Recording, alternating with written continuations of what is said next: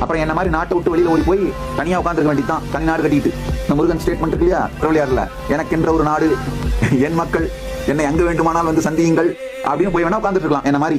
இன்னொரு ஒரு பெரிய கேள்வி, இந்த அநாத குழந்தைங்களெல்லாம் எடுத்து நீங்க இந்த தொகையடியார் வம்சத்துல ட்ரெயின் பண்ணக்கூடாது. நல்லா புரிஞ்சுக்கோங்க, இது ஒரு முக்கியமான விஷயம் சொல்றேன். இது வரைக்கும் நான் சொல்லாம இருந்தேன்.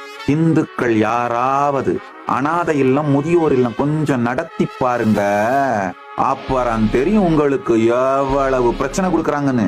ஓப்பனா சொல்றேன், இந்தியாவுல அநாத இல்லம் நடத்துறதும் முதியோர் இல்லம் நடத்துறதும் இந்துக்கள் நடத்த முடியாத மாதிரி ஒரு மிகப்பெரிய மாஃபியா ஒர்க் பண்ணுது.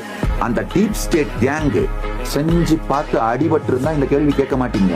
செய்யாம இருக்கிறதுனால இந்த கேள்வி கேட்கறீங்க. அது அவ்வளவு எளிதில்லைங்கயா.